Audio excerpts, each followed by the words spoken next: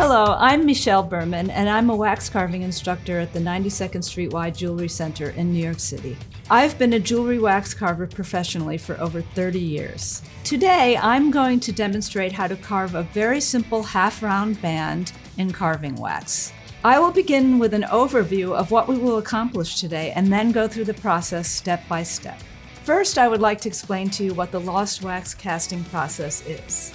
To start with, the artist carves the piece by hand in carving wax, and after that sends it to the casting company, and at the casting company they pour plaster over the wax model, and then they shoot molten metal into the plaster mold. We are focusing on carving the wax model today, but now you have an overview of the whole process. Let's start with step one of the carving process. These are the tools that we're going to use, and I will go through them as I go along demonstrating the project. We're starting with a wax ring tube that is 6 inches long and 1/16 of an inch in diameter.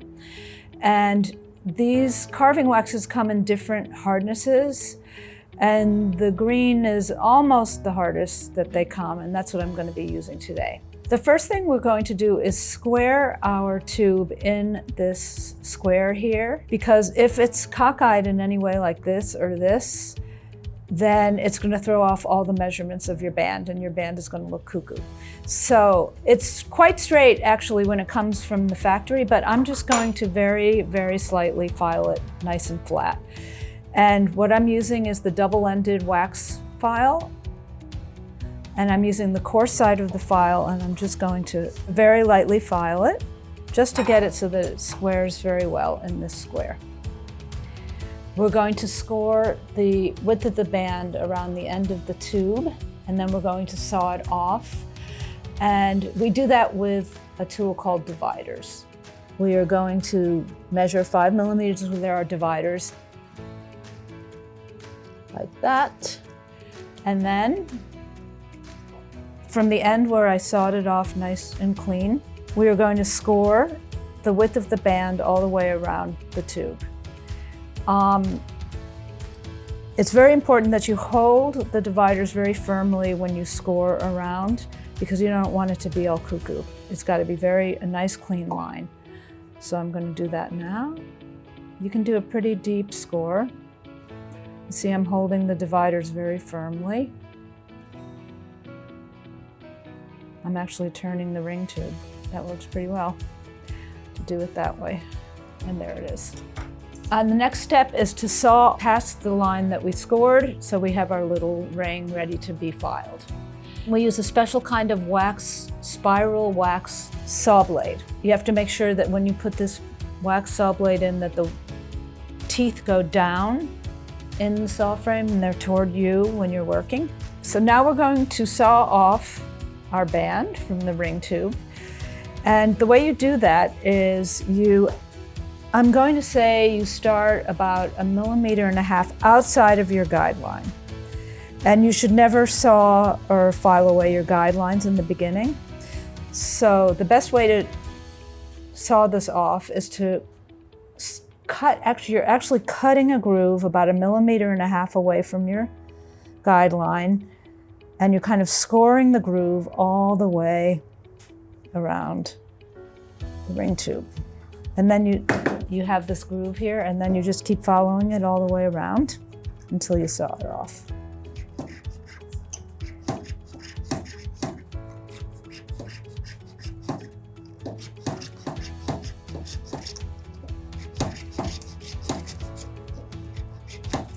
You can turn the ring tube in circles, and it will help you to get all the wax off.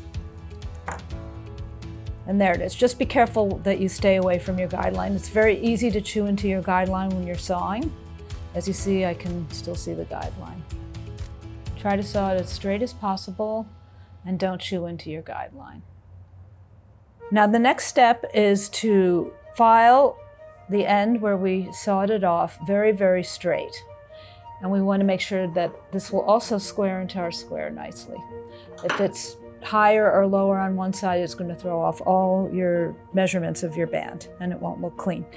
So the way you do that is with the coarse side of the double-ended file, just diagonal strokes and turn the piece in circles as you file it flat.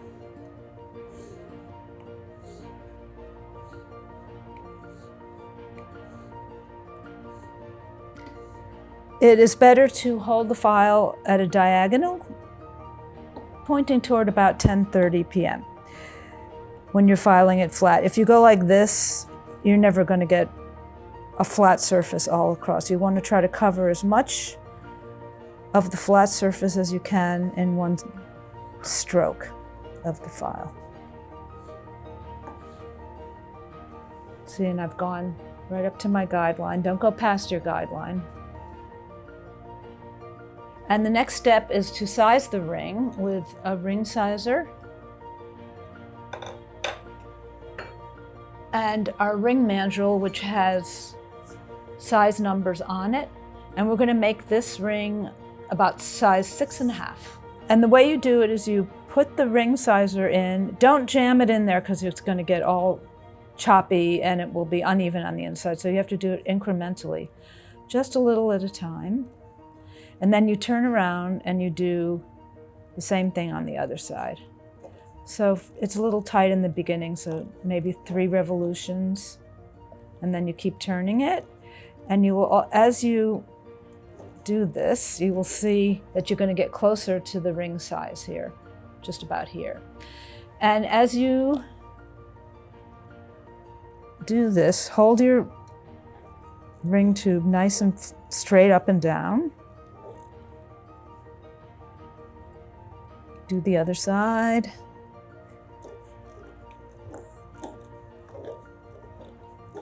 And you want to keep checking on your ring mandrel that you've got the size the same on both sides. So right now it's at about 5.5, and then you have to turn it around and make sure that it's 5.5 on the other side as well. It can't be tighter on one side than the other. It has to be exactly the same size.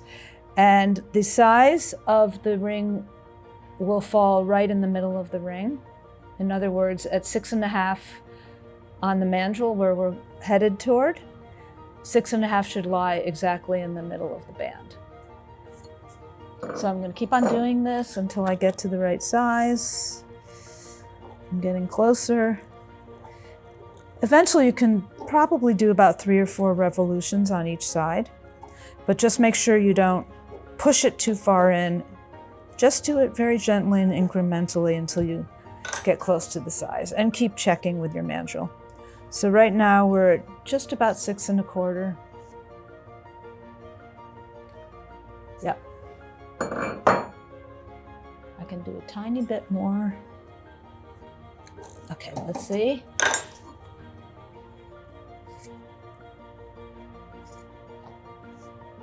Okay, we're just at 6.5 now. Just about 6.5. After I cut it with this blade, it can get kind of choppy and uneven. So I like to take a piece of number 320 emery paper, and then I wrap it around my mandrel and just give it a few spins on both sides like this. And this way you really get the accurate ring size. It's a little hard to control it with the blade. So I do this at the end, and then it's nice and smooth on the inside. There we are at 6.5, I think. Yep. The next thing we're going to do is score with our dividers a line on either side of the band, so that will determine the height of the band. And just so that we can score it a little bit easier and it'll be cleaner, I'm going to take the finer side of the double-ended file, and I'm just going to turn it in circles and just clean it up a little, very lightly. This makes it easier to score it.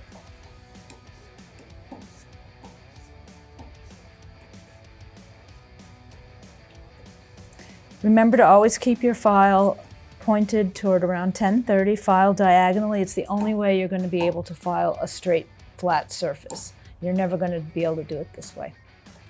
So keep turning it, hold the file really flat down, and point it in the diagonal direction.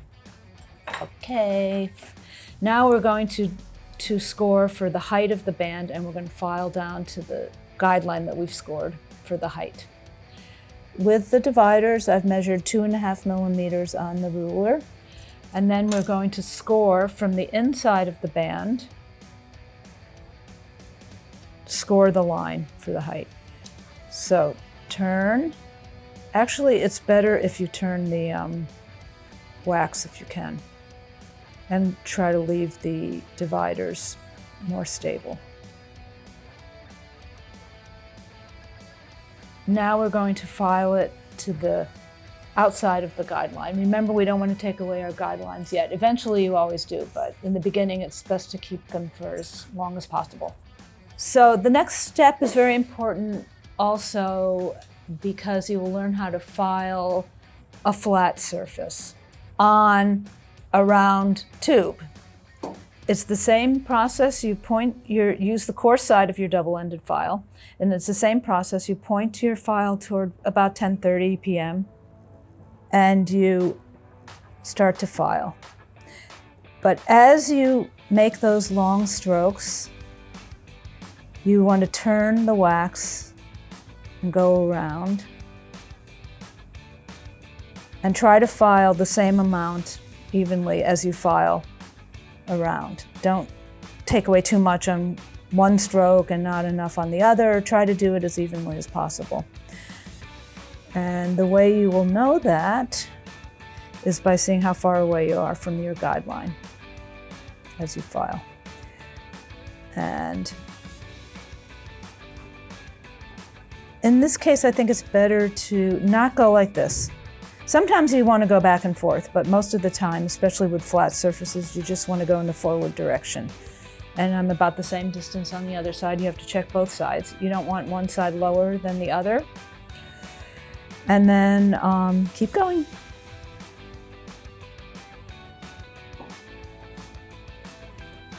Try not to file a stroke and then turn and file. In other words, it can make it kind of faceted. It's a little awkward, but you try to file long strokes and follow the curve as you file, and at the same time make sure it's straight across. So there's a lot going on as you file it down, but you'll get used to it, and it's really fun. You can also, if you favor one side when you're filing this flat surface, you can turn around and go this way as well. Now, it's very important, as I said before, we want our band to look really beautiful and even. So it's important that the line across here is really straight. It's not lower on one side and higher on the other side. And the best way to determine that, other than how far away you are from your guideline, is to hold it up at eye level. You just keep turning it and you'll see where it's too high or too low, and you can compensate for it. But it's best to always check at eye level with the light behind you. That's going to tell you all the time where your wax is uneven and needs adjustments. At some point I like to, with my marker, mark it when I start to get closer to the line, and then I mark it with a Sharpie so that I know where I started and I know where I'll end up. Be careful when you're filing that you don't snag it with the file. It's kind of easy to do as you're filing around. So just make sure you hold the file really straight on the piece while you're grabbing the wax, and you should avoid snagging it. Turn it around again. I see that I went a little higher on one side, so I'm going to take it down on the right-hand side here. Remember to keep checking on both sides to see that you're the same distance on both sides from your guideline. And also check it up at eye level with the light or the white behind you. And then you'll get a nice straight surface right across. We want to make sure when we block out our pieces in the beginning that all the measurements are very even. Everything's blocked out evenly, measured evenly, filed evenly. Then you're going to really have a good foundation from which to carve your wax. We don't want anything to be crooked Even though we're going to be filing all of this away because we're making half round, we have to start with a straight surface anyway. If it's not straight in the beginning, it will throw us off.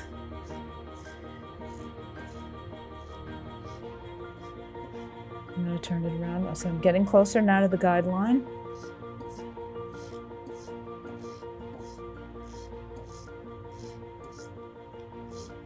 Keep checking on the sides. See, I got a little closer here, so now I can avoid that part. Good. Now I'm going to switch to the finer side of the file and lightly go around.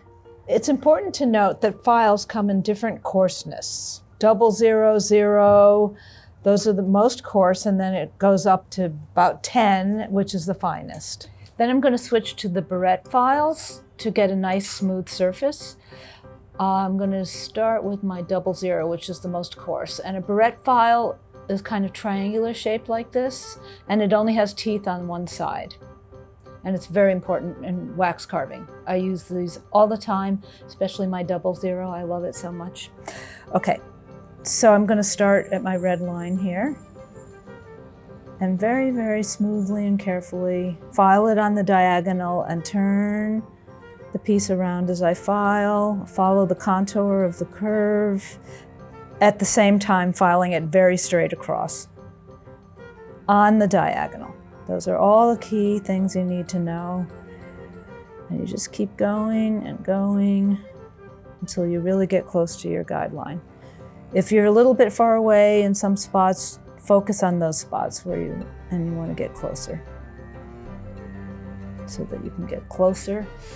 And then I'm going to switch to my 0 Beret file, just to see how nice. It makes a very, very nice, clean surface. If a couple comes to me and they bring me a stone, or I did an ancient coin last year for a couple, and I love doing that because we collaborate together and it's a special gift that they're purchasing together, and I love that kind of work. Right here, we're a little far away, so I'm going to focus on this a little more.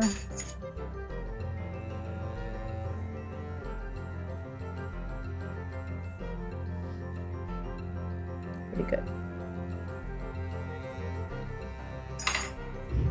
And back to the 0 so we can get it nice and smooth.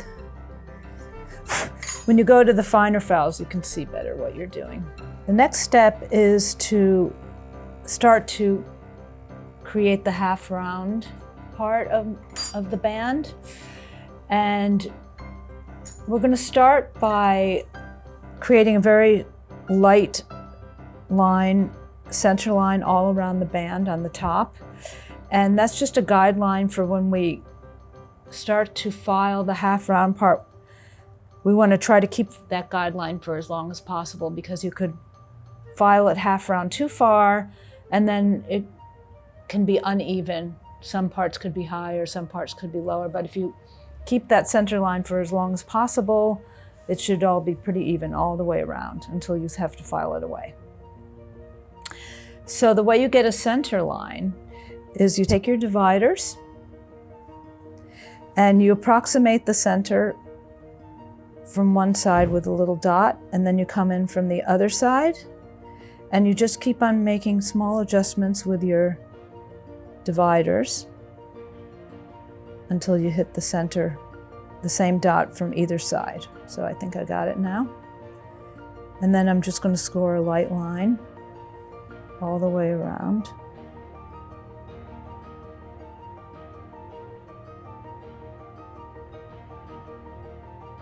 Now that we have our center line here, I'm going to take the finer side of the double-ended file and I'm going to start to round it. And I'm going to first file the edge like this. So you're working your way from the outside to the inside. Just like this.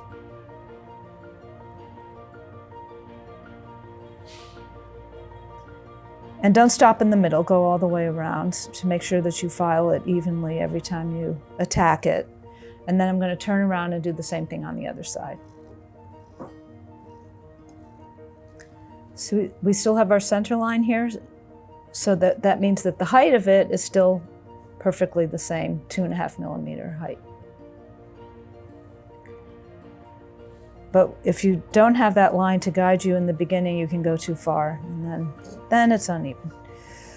I'm going to switch over to this side, and I'm going to start going from the top of it down, because we want to make it half rounded at the edges too. I kind of do this by moving the ring around a lot.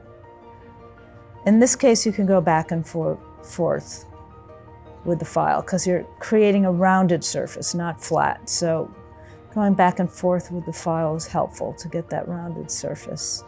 Just be careful not to nick it with the file. And I'm finding with these rings that it's better to file it with the tip of the file to keep yourself from gouging it. See, it's starting to get round now. I'm going to do the other side that way. So I'm kind of, at the same time that I'm filing it, I'm kind of moving the ring in the direction that I want to file it. So you really want to make sure that you round it as you file it. You don't want it to look choppy and faceted. You want to try to get it as rounded, the surface as rounded as possible.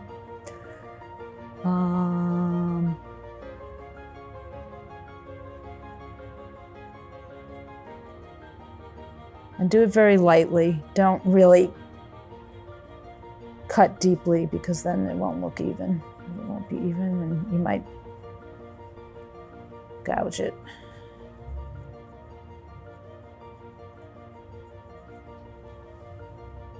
So now we're going to get to the point where we're going to lose our center line, because we're just going to round the whole thing.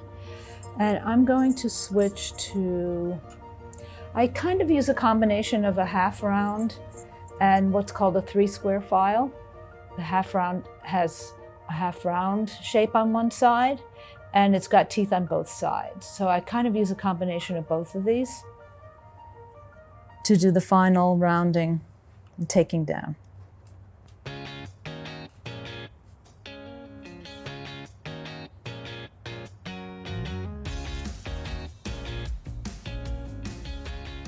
Then remember to turn it around, do the same thing on the other side.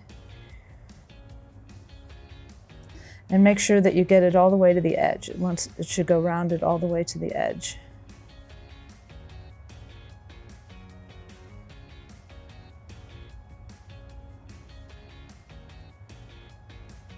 And if you see lumps and bumps, just try to smooth them out with a file. Wherever you see it higher, just kind of attack it a little bit more at the top. And now I'm using the half round file. I'm using the half round side of the half round file. And I'm just trying to round the whole thing by going back and forth like this.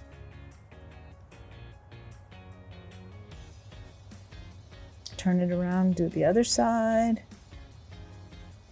You can approximate the height of the band all the way around by eyeballing it. But I always like to use my digital caliper that measures fractions of inches and millimeters, and I measure it all the way around like this with my millimeter gauge. And wherever I see that it's higher, like here it's 3.09 millimeters, then I take it down a little lower. And I go all the way around.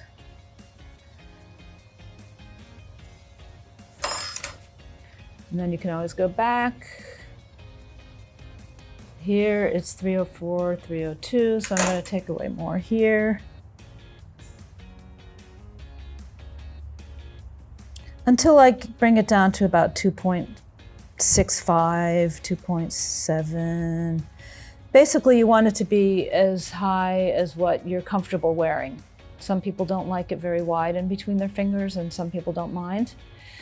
It's really your choice, your preference. So you just file it down to where you feel comfortable wearing it.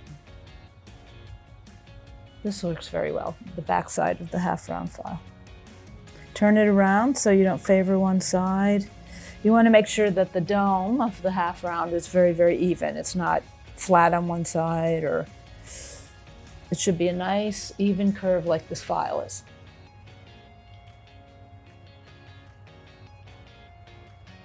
If you're holding it up or if you're measuring it with your calipers and you see that you've gone too low in one area, just mark that area with a Sharpie and then avoid that area. And then try to get to that height in the other parts of the ring. And then you can also use a nice regular clean toothbrush. It has to be clean. So combination of blowing when you can't get to your toothbrush quickly, and then just brush it right off and it'll get back to that nice dark green color. Okay, so pretty good, pretty good. Now that we've beautifully filed our half round band, it's almost ready. And the last steps are to actually clean the surface and get rid of those file marks in the surface. And what we use for that first to get rid of the file marks is steel wool. You use the finest steel wool that they have at the hardware store. It's quadruple zero steel wool. And when you're steel wooling, it's very important. I should do it right now. You really should not have any of your tools near your steel wooling because the fibers from the steel wool will spread all over the place and they get on your files. It'll ruin your wax when they make the casting. And then you just rub it. And you'll see that it makes it very nice and smooth. You want to rub it all over.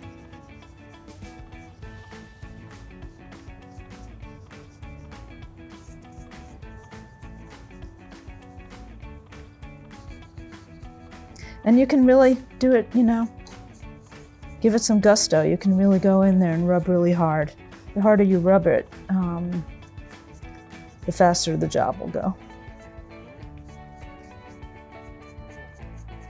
And you just keep rubbing it until you get rid of all those dings, file marks, and it makes it really nice and smooth and beautiful.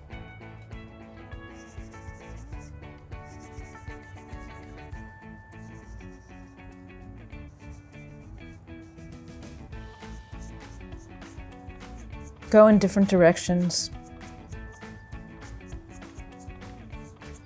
Make sure you get the edge, that there's no file marks on the edge.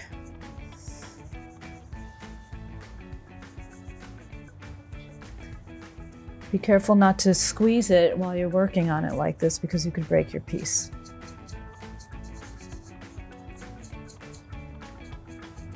Get rid of your steel wool, take it away from your bench. If you have a brush, you should brush away all the steel wool, get rid of it, brush it off your bench, sweep it away. And then the final step is to take this paper towel, a nice soft paper towel, and take a little piece. And then you actually rub the piece with paper towel, same way you did with the steel wool, and it makes it nice and shiny. Don't ever hold it this way because you can break your piece. You see how I have it in between my fingers?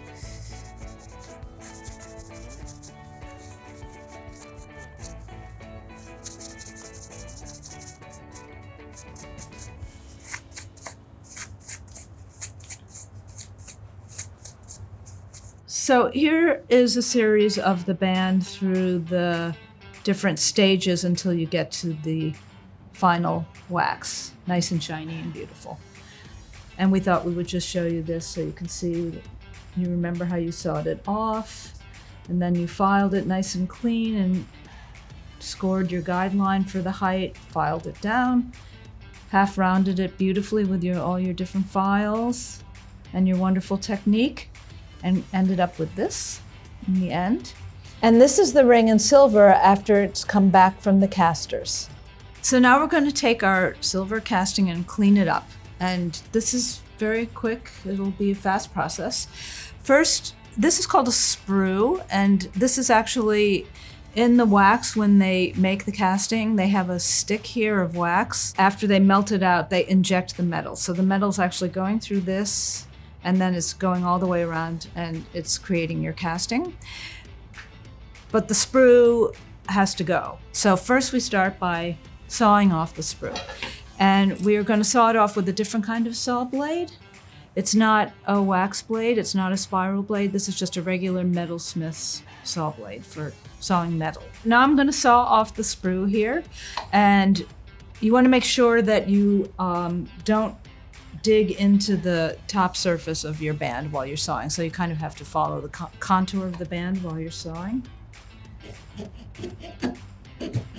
And you want to hold your saw frame straight up and down. If you go this way, you can cut into your piece. So hold it straight up and down, and hold the silver very firmly on your bench pin.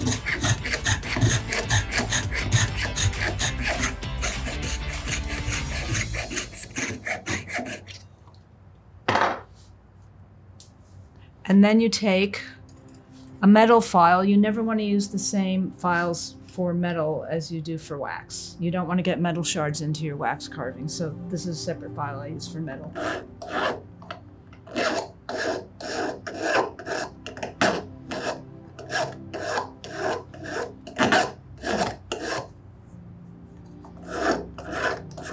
So when you file off the sprue, make sure you get all of it off, and you want to make a beautiful surface following the contour of your band. And then what we do is we use, these are called split mandrels, and we wrap emery paper around them, and we actually emery the surface of the casting. I start with 220 grit emery paper, and then you can go down to 320. So I'm gonna put the mandrel in the flexible shaft with the chuck key, and we're going to spin it around and emery our piece.